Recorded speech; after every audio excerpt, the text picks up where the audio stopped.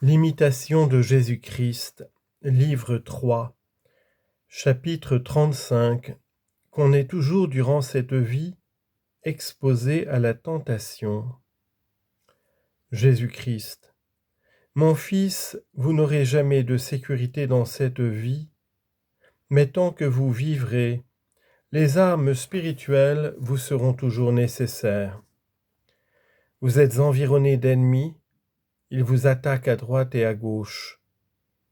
Si vous ne vous couvrez donc de tous côtés du bouclier de la patience, vous ne serez pas longtemps sans blessure. Si de plus votre cœur ne se fixe pas irrévocablement en moi, avec la ferme volonté de tout souffrir pour mon amour, vous ne soutiendrez jamais la violence de ce combat, et vous n'obtiendrez pas la palme des bienheureux. Il faut donc passer à travers tous les obstacles, et lever un bras tout-puissant contre tout ce qui s'oppose à vous, car la manne est donnée aux victorieux, et une grande misère est le partage du lâche. Si vous cherchez le repos en cette vie, comment parviendrez-vous au repos éternel? Ne vous préparez pas à beaucoup de repos, mais à beaucoup de patience. Cherchez la véritable paix, non sur la terre, mais dans le ciel, non dans les hommes, ni dans aucune créature, mais en Dieu seul.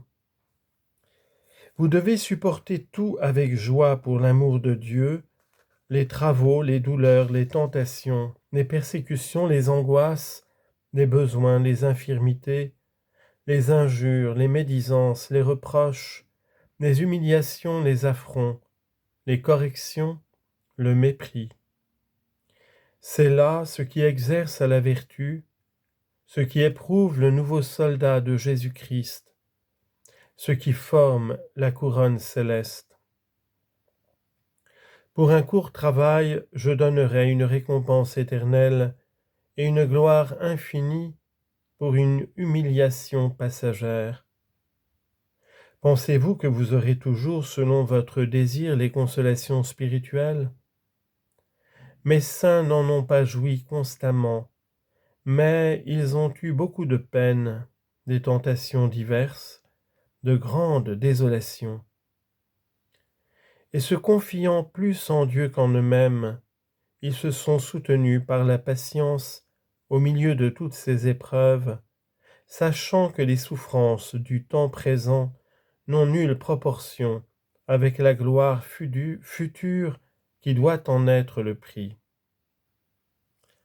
Voulez-vous avoir dès le premier moment ce que tant d'autres ont à peine obtenu après beaucoup de larmes et d'immenses travaux? Attendez le Seigneur, combattez avec courage, soyez fermes, ne craignez pas, ne reculez pas, mais exposez généreusement votre vie pour la gloire de Dieu. Je vous récompenserai pleinement, et je serai avec vous dans toutes vos tribulations. Chapitre 36. Contre les vains jugements des hommes. Jésus-Christ. Mon fils, ne cherchez qu'en Dieu le repos de votre cœur, et ne craignez pas les jugements des hommes, quand votre conscience vous rend témoignage de votre innocence et de votre piété.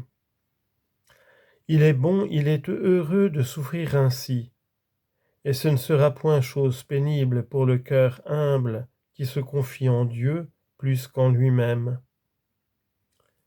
On parle tant qu'on doit ajouter peu de foi à ce qui se dit. Comment d'ailleurs contenter tout le monde? Cela ne se peut.